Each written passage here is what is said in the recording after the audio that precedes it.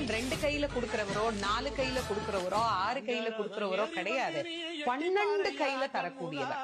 கேட்டவருக்கு கேட்ட வரங்களை அல்ல, நினைத்தவருக்கு நினைத்த வரத்தை விட அதீதமான நலன்களை வாரி வாரி வழங்கக்கூடியவர். அவர் 12 கையில கொடுப்பார், வாங்குறதுக்கு நமக்கு தான் 2 கை பத்தாது. அப்பேற்பட்ட வள்ளலாக விளங்கக்கூடியவர் முருகப்பெருமான். அவர் வள்ளல்னா பக்கத்துல இருக்கிற அம்மா சும்மா கிடையாது, அவள் வள்ளி. இவர் 1 கொடுத்தா அந்த அம்மா 2 கொடுங்கன்னு வாழலாம்.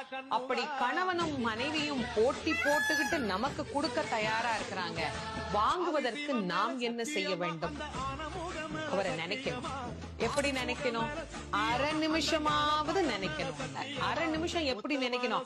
எனக்கு கொடுப்பாரு, எனக்கு கொடுப்பாரு, எனக்கு கொடுப்பாருன்னு நினைக்க கூடாது.